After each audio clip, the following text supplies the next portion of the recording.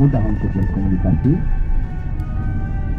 Wabil khusus kepada Bapak Ibu sekalian, sama Allah, sama baginda Rasul. Mudah-mudahan kiranya keberadaan kita di kota Madinatul Munawwarah terus terisi, terbangun. Baik Bapak Ibu sekalian, tentu kita sudah merasakan ketenangan mulia dan juga kuat, ya. Kalau berjalan kaki mungkin setengah jaman, tapi kita menggunakan kendaraan, insya Allah tidak terlalu lama kita akan tiba di Rasul. Kata Rasul, siapa di antara orang yang sudah berwudu, bersuci dari rumahnya, kalau kita dari hotel kita, ya. Bapak-bapak Ibu sekalian sudah berwudu tadi? Sudah punya wudu? Alhamdulillah, ya. Kemudian berkunjung ke Masjid Quba, lalu sholat di dalamnya 2 rakaat, maka dia akan dapatkan ganjaran, ya, baginya, yaitu melaksanakan umrah, ya. Jadi kita belum umrah, tetapi sudah mendapatkan apa namanya, melaksanakan 1 kali umrah. Dan kita bersyukur nanti yang ibunya batal, ya, Bapak Ibu sekalian, nanti insya Allah, ya, insya Allah diarahkan nanti oleh Ustaz Samsudin ke tempat masjid yang pertama kali dibangun oleh Rasulullah Sallallahu Alaihi Wasallam. Perjalanan Rasulullah dari Makkah menuju Madinah, beliau tiba di satu tempat. Ada tempat yang sering digunakan untuk menjemur korma, Bapak Ibu sekalian. Di tempat itulah terbangun yang bernama Masjid Quba. Quba itu ada sebuah sumur, ya, di tempat yang Rasulullah kunjungi pertama kali diinjak. Di saat sebelum masuk kota Madinah, ya, disitulah sumur itu dinamakan Quba, ya. Jadi masjid yang pertama kali juga dibangun di buminya Allah Subhanahu wa Ta'ala, Masjidil Haram, ya. Ada Baitullah, ya, masjid.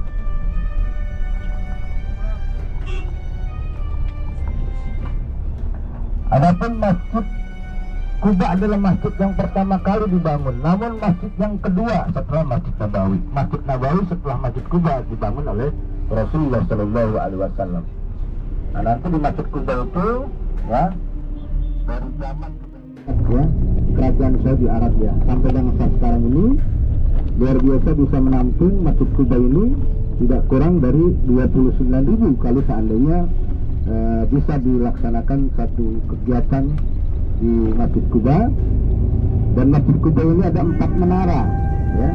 Di antara 4 menara diatur oleh beberapa kubah yang ada kurang lebih 50 kubah yang tinggi 25 meter. Dan di sini insya Allah kemegahnya daripada Masjid Quba ini menandakan bahwa Masjid Quba di dalam sejarah umat Islam ini bukan dibangun nol, tetapi berkunjung pertama kali dari kota Mekah menuju kota Madinah. Di kota Madinah dibangun masjid. Ini di dalam rangka bagaimana semuanya disuruh bagaimana mengenal diri. Setelah mengenal diri maka dia disuruh untuk, ya, Islam dikembangkan sampai dengan negeri kita, sampai dengan pintu rumah kita, sampai dengan diri kita, ya, ke dalam rumah, dan diri kita adalah penganut Islam sebagaimana Rasulullah Sallallahu Alaihi Wasallam sebar luaskan nilai-nilai ajarannya sampai dengan anak dan keturunan kita, Bapak dan Ibu sekalian. Maka kita bersyukur kepada Allah Subhanahu wa taala di kota Madinah ini, sebagaimana Rasulullah Shallallahu alaihi wasallam selalu menyampaikan di saat satu kesempatan di hadapan para sahabat, kata Rasulullah, ahbabi ahbabi ahbabi. Nah, melipadat, maka nanti taruh tasnya, ya, taruh tasnya itu yang bisa terlihat oleh mata, pandangan mata kita di depan, ya, jangan di samping. Modusnya kalau kita sujud, tas kita jauh dari pantauan kita, biasanya banyak yang ini kita tidak sujud karena saya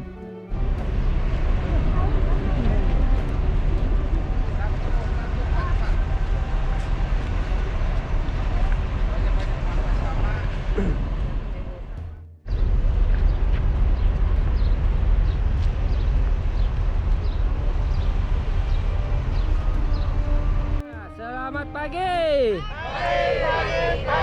Apa kabar? Sehat. BSI. Takbir. Takbir. Takbir. Ya.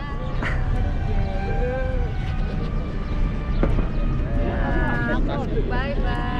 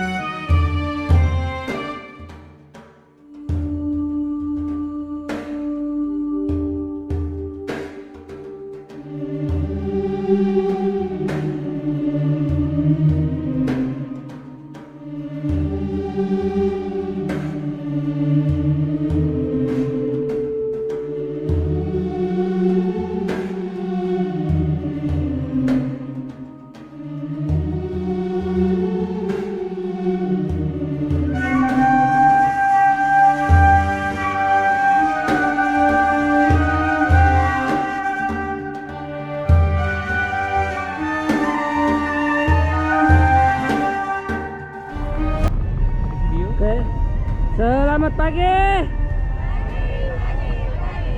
Apa kabar? BSI.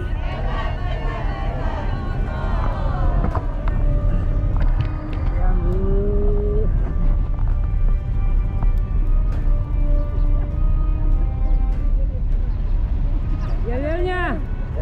Selamat pagi. Apa kabar? BSI. Takbir. Takbir. Takbir. Di mana kita? Di Masjid Kuba.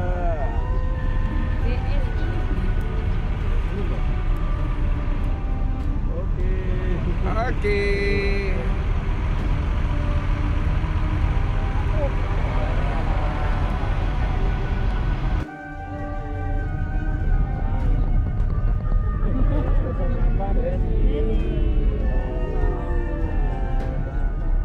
Jalan tuh, kalau ada jalan dong. Ada yang ini. Kita rombongan aja.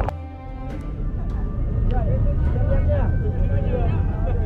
1, 2, 3. Selamat pagi. Apa kabar? BSI.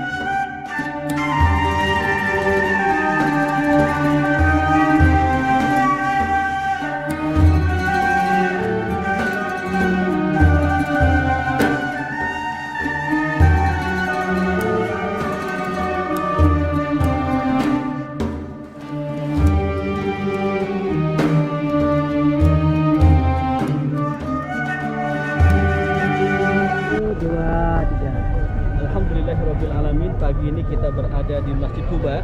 Masjid Quba itu adalah masjid yang pertama dibangun oleh Rasulullah SAW. Dan alhamdulillah seluruh jamaah PSI sudah bisa melaksanakan ibadah di Masjid Quba. Mudah-mudahan ibadah kami semua diterima oleh Allah Subhanahu wa taala. Amin ya rabbal alamin.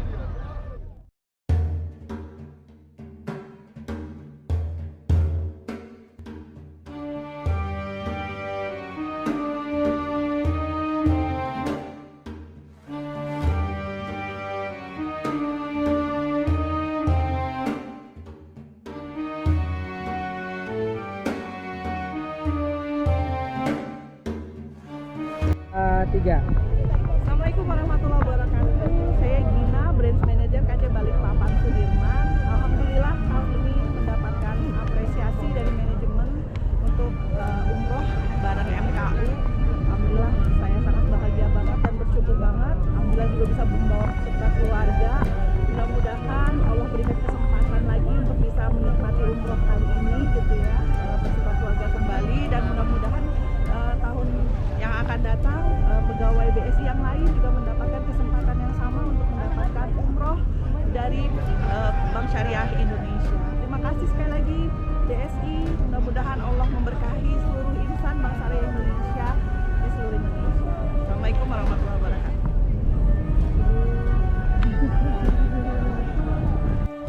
Tapi kita sudah dapat pahala umroh, alhamdulillah. Baik Bapak Ibu, inilah masjid yang dimana diagungkan oleh Allah Subhanahu wa taala. Para ulama menafsirkan bahwa inilah masjid yang dibangun berdasarkan nilai takwa. La masjidun ussisa 'ala taqwa min awali yaumin ahaqqin rafihi rijalun yuhibbu at-tatahharu wallahu yuhibbul mutahhirin. Jadi jangan dirahmati Allah, inilah masjid sungguh yang dibangun atas dasar takwa, yang dimana seseorang yang masuk ke masjid ini dengan kesucian, dan Allah begitu menyukai orang-orang yang suci. Sehingga kenapa?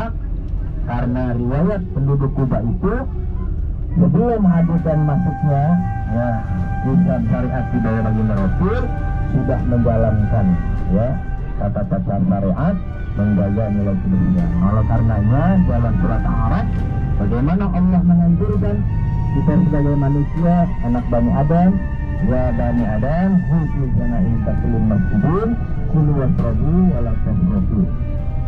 Innallaha la yuhibbul muhsinin. Wahai anak Bani Adam, sekalian manusia, perdaguskanlah dirimu. Tak kala masuk masjid, makan dan minum. Bagaimana as-sabiqun al-awwaluna minal muhajirin wal ansar, orang-orang yang pertama meluk agama Islam dari kaum muhajirin dan ansar, dibangun saling ridho sehingga kuat kebersamaannya untuk memenuhi agama. Nahnu nuhyil mauta wa naktubu ma qaddamu atharahum wa kullu shay'in ahsaynahu fi imamin mubin. Sesungguhnya kata Allah, kami menghidupkan dan mematikan kamu sekalian dan kami mencatat semua amal kebaikan kalian, dan tidak lain semua akan sangat melihat bekas peninggalan kalian. Nah, jangan dirahmati Allah Subhanahu wa taala. Al-a'mal afdal. Apakah ibadah yang paling utama ya Rasul?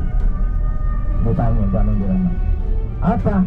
Yang pertama adalah as-salatu ala waqtiha. Salat di awal waktu. Nah ini ya. Yang kedua, zaman dirahmati Allah wa jihadu fi sabilillah. Allah, kenapa hati kita begitu bahagia, begitu tentram, begitu nikmatnya kita beribadah di kota suci Madinah? Karena karakternya zaman dirahmati Allah sungguh sangat luar biasa, sehingga inilah kenapa di sini harus kita terapkan. Jadi kalau kita sebagai pekerja, sebagai pegawai, atau sebagai profesi apapun, sudah diingatkan bagaimana kita mendahulukan keutamaan Allah Subhanahu wa taala, apalagi kita mendapat panggilan Allah. Ya, disinilah kita menjaga ketepatan waktu kita. Makanya inilah jangan sampai nanti panggilan Allah dengan bendera kuning sampai waktunya, makanya kita mengutamakan panggilan Allah Subhanahu wa taala melalui ibadah salat kita.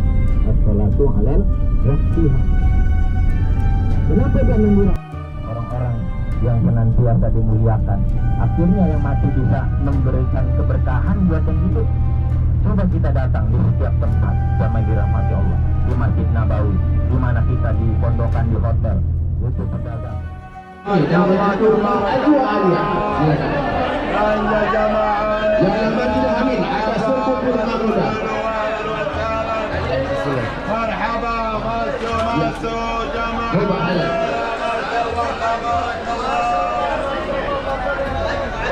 Yang punya asam urat, kolesterol, kencing manis, diabetes. Ada di grup.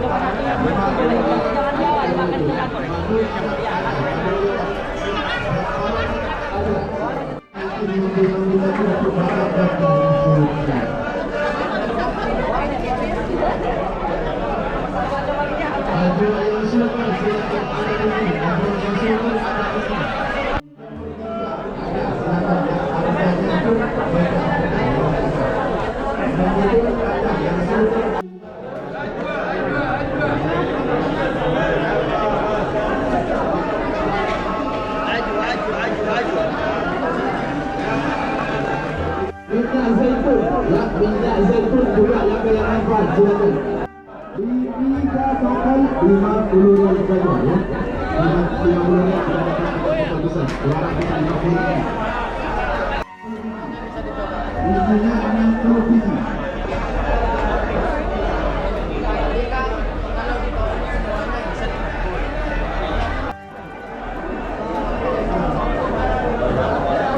Di depan sana.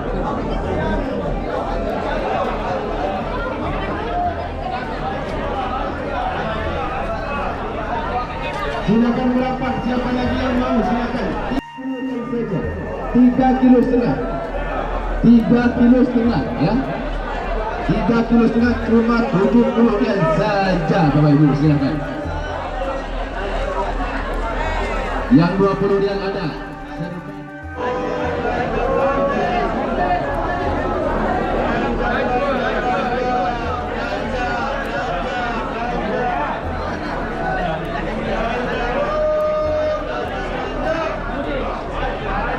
Di sini Bapak ya. 100 rial. 100 rial yang super.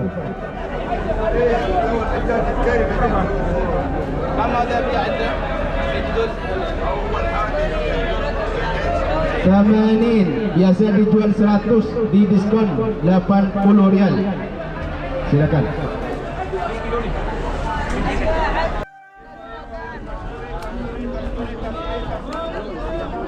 Orange juice, kami juice, jus dorong, jus dalima, tanpa gula.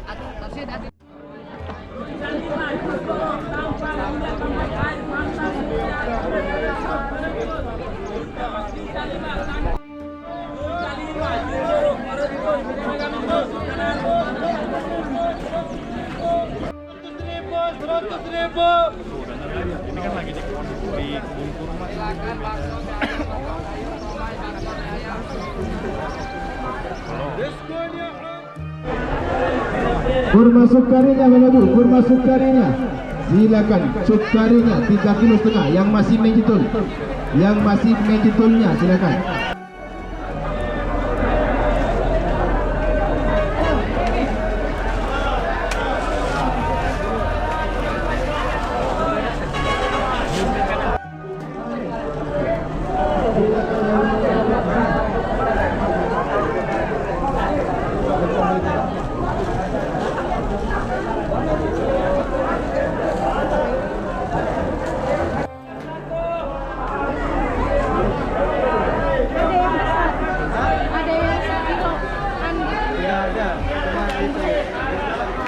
Kalau ini berapa?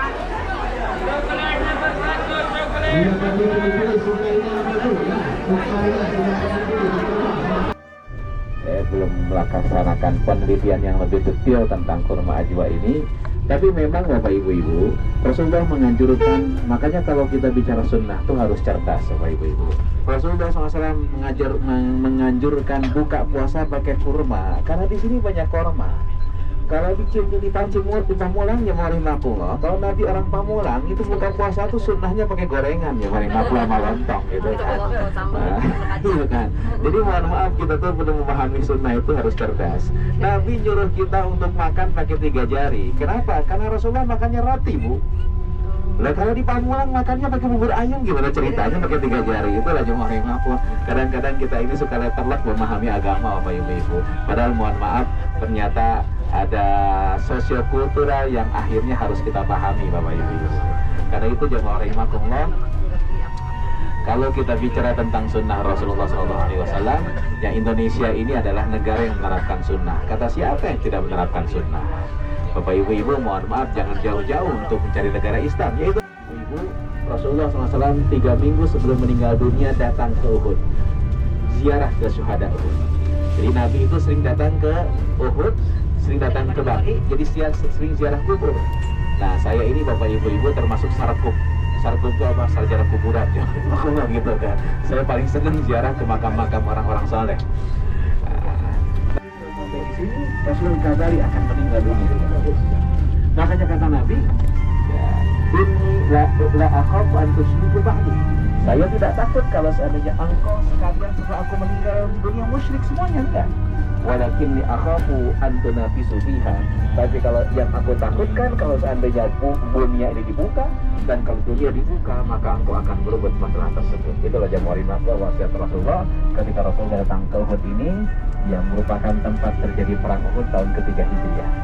Bapak Ibu, tahun kedua Hijriah terjadi perang Badar. Kita tidak berangkat ke Badar karena Badar itu 200 km luar kota Madinah. Jadi kalau kita nanti besok ke Mekah, ada belokan ke kanan, itu menuju ke Badar. Badar itu 200 km dari kota Madinah Al-Munawwarah. Nabi itu Bapak Ibu punya fisik yang luar biasa. Bisa dibayangkan 200 km umur 55 tahun, Rasulullah SAW naik kuda, ya 200 km ke Badar. Bahkan lebih hebat lagi, umur 62 tahun, Rasulullah naik unta ketika perang Tabuk 720 km ke arah Yordania. Dan kuat. Kadang-kadang kita jemaah rahimahullah naik bis ke Bandung pusing balanya jemaah rahimahullah gitu kan. Tapi Rasulullah 720 km naik unta menuju ke Tabuk. Ya itu jemaah rahimahullah diantara salah satu kesempurnaan fisik Nabi kita Muhammad SAW. Nah, jemaah rahimahullah, para sahabat yang wafat Bapak Ibu dikuburkan di situ tanpa dimandikan, tanpa disolati, tanpa dikafani. Jadi kalau orang wafat dalam keadaan membela agama Allah Subhanahu wa taala, itu wafat langsung dikuburkan, tidak dimandikan, tidak dikafani, tidak disolatkan. Bagaimana kalau orang mati? Nah, ini kawasan Uhud Bapak Ibu. Ya, kawasan Uhud ini jadi termasuk gunung-gunungnya itu, gunung-gunung yang terbesar itu adalah kawasan Uhud. Rasulullah sudah datang kemari dan Ibn Walid yang akhirnya masuk Islam, dan Khalid Ibn Walid wafat dikuburkan di Suriah. di Damaskus ya rahimakumullah. Ya kan? Jadi mohon maaf Bapak Ibu-ibu.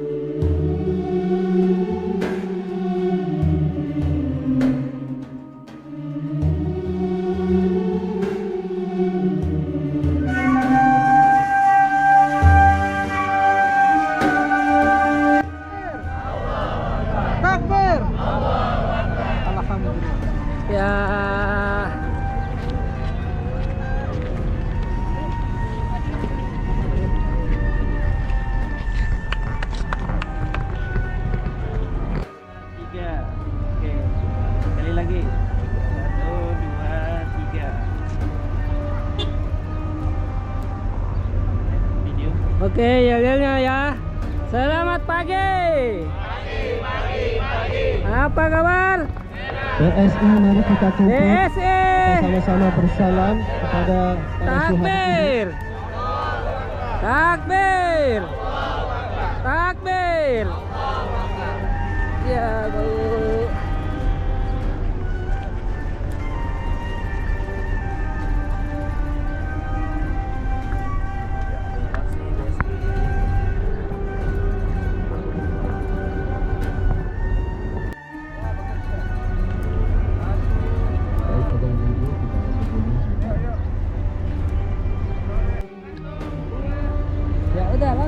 Kita video ya.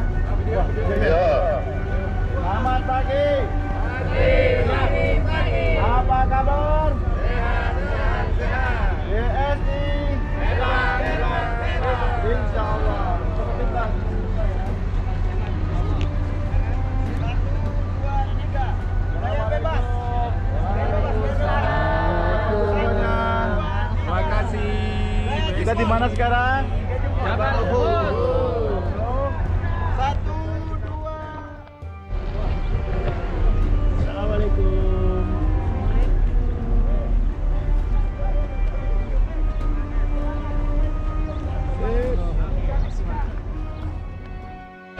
BSI Abul. Apa kabar? Terus, semangat pagi. Pagi. Apa kabar? BSI.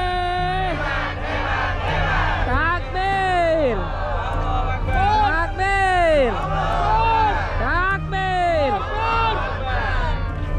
geser ke sini Bapak Ibu. Acan. Baik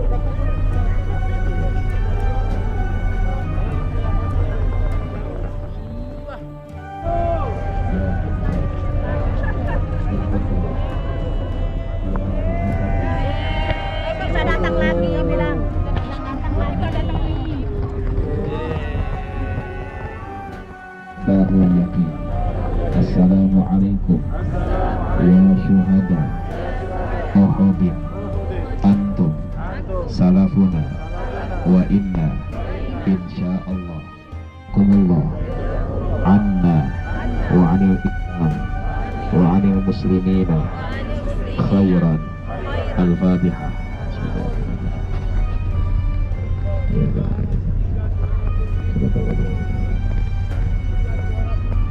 Bismillahirrahmanirrahim. Alhamdulillahirabbil alamin. Allahumma shalli ala sayyidina Muhammad wa ala ali sayyidina Muhammad. Ya Allah, terima kasih di bulan Sya'ban ini menjelang bulan Ramadan Kau sampaikan kami di kota Madinah. Ya Allah, kami berusaha melihat wajah Nabi kami. Lalu izinkan ya Allah, di tempat terakhir ini kami mohon pada Engkau bimbinganmu agar sisa hidup kami bermanfaat untuk agama-Mu ya Allah. Ya Allah, ya Rabbana, panas terik yang menyinari kami hari ini, kami mohon kepadamu sebagai tanda dibakarnya dosa-dosa kami. Kami mohon ya Rabb, jadikan dia betul dosa-dosa kami ya Allah. Ya Allah, ya Rabbana, kami tiada daya dan tiada upaya. Allahumma ansurna ala kitabina wa jihadina li'i'la'i kalimatika. Allahumma ansur BSI ala kitabina wa ta'budi wa birahmatika ya arhamar rahimin. Ya Allah, untuk bantu kami agar dapat menegakkan benda ini. Kami mohon padamu, hidupkan kelewatan kami dalam barisan Rasulullah SAW. Birahmatika ya arhamar rahimin.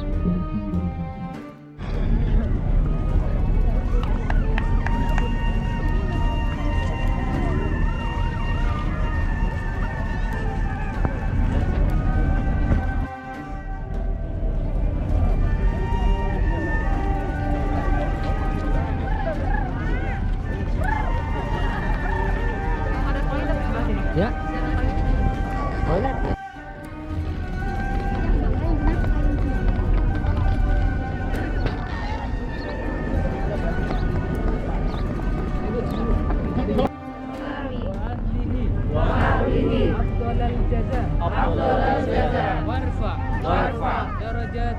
darajatihim wa akrim maqamahum Bikaulika Wasaramika Ya Asrama Al-Akram.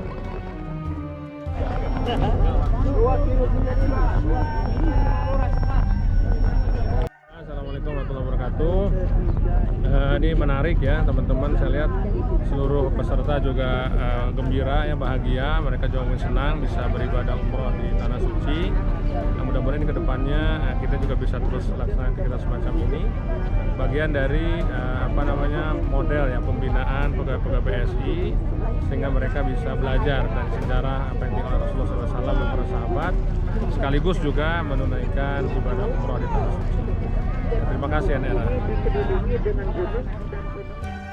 Baik, posisi kita, assalamualaikum warahmatullahi wabarakatuh. Posisi saat ini kita sekarang berada di Jabal Uhud ya. Bahwasanya di Jabal Uhud inilah Rasulullah SAW sangat luar biasa perjuangannya kepada kaum muslimin dan tentara muslimin, yang mana saat beliau melaksanakan perang Uhud tersebut ya, sempat terjadinya di situ ada yang mengatakan bahwasanya ada yang berpaling dari Rasulullah SAW, yaitu 300 tentara. Baik, saya tidak bisa panjang lebar karena waktunya sudah mepet. Cukup sekian. Assalamualaikum warahmatullahi wabarakatuh. Keterangan di Jabal Uhud, dan bahkan Jabal Uhud tersebut akan tetap ke dalam surganya Allah Subhanahu wa Ta'ala. Dan pada peperangan Uhud ini terjadilah pada hari Senin ya Bapak Ibu, yang salah satunya ada pamannya Rasulullah yang menjadi panglima waktu peperangan di Jabal Uhud, dan juga ada Mus'ab bin Umair yang mempertahankan bendera Bapak Ibu ya. Terus habis itu yang mempertahankan bendera Mus'ab bin Umair pertamanya diangkat dengan tangan kanannya Bapak Ibu, lalu ditepis tangan kanannya yang bernama Mus'ab bin Umair, langsung diambil dengan tangan kirinya Bapak Ibu, diambil dengan kanan kirinya, lalu ditebas lagi oleh kaum kafir Quraisy. Lalu kemudian yang namanya Mus'ab bin Umair gak ada tangan yang dua kanan kiri, bukan tinggal diam Bapak Ibu, melainkan Mus'ab bin Umair yang terakhir diambil dengan mulutnya oleh beliau Bapak Ibu. Terus ditebas leher beliau, maka dari itulah Mus'ab bin Umair yang waktu itu beliau lah yang mempertahankan bendera yang dulunya berwarna hitam Bapak Ibu, tulisannya putih, kalau sekarang di kawasan Arab Saudi berwarna hijau. Beliau lah yang mempertahankan bendera yang ada lafaznya La ilaha illallah Muhammadur Rasulullah. Dan juga yang namanya Sayyidina Hamzah ya Bapak Ibu terbunuh juga waktu peperangan di Jabal Uhud, dan beliau yang dikenal dengan Asadatullah wa Asadu Rasulullah, harimanya Allah dan juga harimanya Rasulullah Sallallahu Alaihi Wasallam. Pemberani yang namanya Sayyidina Hamzah atau namanya Rasulullah ini Bapak Ibu. Benar Bapak Ibu, tetapi Sayyidina Hamzah yang mau dibunuh di waktu itu ditembak dari belakang oleh pembunuh bayaran Bapak Ibu yang namanya Hundun.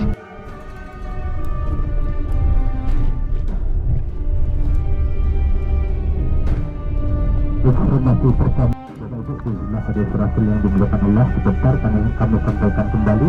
Saat ini di depan Bapak Ibu yang terkenal dengan Masjid Kiblatan, Bapak Ibu, di sebelah kiri, di sebelah kanan. Tapi sekarang tempatnya atau poskonya Salman Al Farisi, dan di depannya ada masjidnya Sayyidina Abu Bakar. Terus yang di belakang tinggal itu di penghuni itu masjid atau poskonya Sayyidina Ali. Dan itu Bapak di waktu itu keterangan di tempatnya perantara ini yaitu sebanyak 10.000 dari kaum kafir Quraisy dan juga 3.000 dari kaum muslimin begitu. Tapi alhamdulillah walaupun jumlahnya dari kaum muslimin sangat sedikit, oleh Allah Subhanahu wa taala dimenangkan tanpa berperang Bapak Ibu.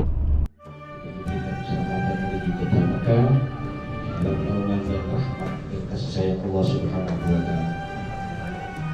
Syukur alhamdulillah, selawat dan salam semoga tercurah berlimpah kepada Nabi kita yang mulia Nabi besar Muhammad sallallahu alaihi wasallam. Baik, kesempatan bahagia dan penuh dengan keberkahan di kota yang penuh dengan sejarah kita berada di kota Madinatul Munawwarah, dan tentu banyak sekali yang harus kita menemukan diri kita dengan Rasulullah. Balik kita kepada Ali, tentu sebagai umat akhir zaman yang tidak setiap hari Rasulullah mengucapkan kekasihku, kekasihku, kekasihku. Lalu sahabat mengatakan, bukankah kami ini adalah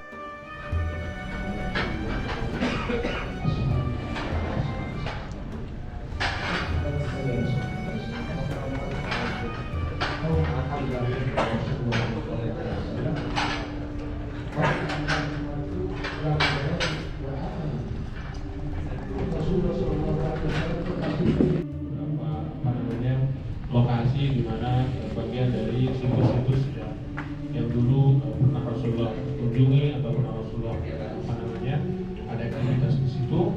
Maka kembali kita sebagai muslim, sebagai seorang pegawai dari bangsa Indonesia harus punya bahwa yang menjadi contoh buat kita, yang menjadi suri teladan buat kita itu sebenarnya adalah orang-orang yang kemudian sudah Allah tunjukkan kepada kita semua secara baik. Problem kita kadang-kadang adalah kita kemudian tidak pernah tersampaikan atau disampaikan terkait dengan sirah, terkait dengan cerita-cerita para sahabat yang luar biasa itu, atau para pendahulu kita, para sahabat sebelum kita gitu, yang bisa kemudian menjayakan Islam itu kemudian sampai kepada kita. Oleh karena itu umroh dan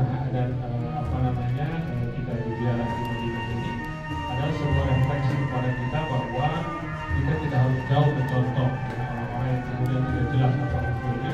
Tapi baiknya mari kita kembali kepada pelajaran yang jelas bahwa kita wajib mencontoh para Rasul yang ada di dunia Rasulullah SAW dan para sahabat dan para sahabat saleh setelah beliau. Dan jadi ini sebuah pelajaran buat kita untuk kemudian punya sebuah pelajaran yang clear. Kemudian yang ketiga, pelajaran umroh ini juga memberikan kepada kita sebuah kejelasan posisi kita di tengah umat Islam yang sangat luar biasa. Kita bisa lihat bagaimana Islam ini kemudian untuk mencakup semua orang, semua jenis orang, ya, dari yang putih, gitu ya, kemudian yang kuning, sampai kemudian yang hitam sekali. Kita ketemu semua di kota Rasulullah SAW. Ini memberikan kepada kita sebuah pelajaran bahwa kita adalah bagian dari mereka. Artinya kita harus sama-sama berjuang dengan mereka. Karena apa? Karena kita bagian dari semua komunitas dunia yang luar biasa. Solihan tardahu wa adkhilni bi rahmat. Bapak-bapak, salawat ini ternyata ibadah yang paling afdal. Allah perintahkan salat tapi malaikat tidak pernah salat. Allah perintahkan zakat tapi malaikat tidak ada yang jualan emas di pasar mestik yang paling afdal. Allah perintahkan puasa, malaikat tidak senang makanan. Malaikat tidak naksir perempuan karena malaikat bukan laki-laki. Malaikat pun juga tidak suka laki-laki karena malaikat bukan perempuan. Malaikat bukan laki-laki, bukan perempuan, apalagi bencong dengan Muhammad. Lawan dia mau itu. Katanya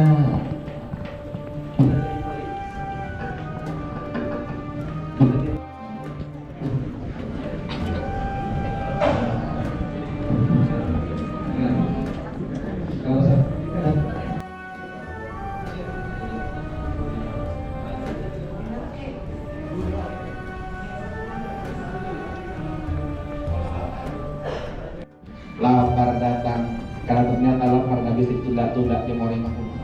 Akhirnya sholat zuhur, Abu Hurairah sholatlah bersama Rasulullah.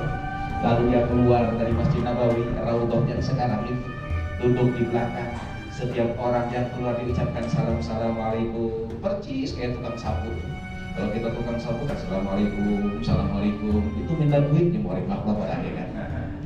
Abu Hurairah pun juga begitu. Setiap yang keluar diucapkan salam, assalamualaikum. Setiap yang keluar diucapkan salam, assalamualaikum. Harapannya di antara mereka yang ngomong, boleh kita makan? Abu Hurairah nggak berani minta-minta. Kenapa? Karena kalau minta-minta akan meruntuhkan wibawa Rasulullah SAW.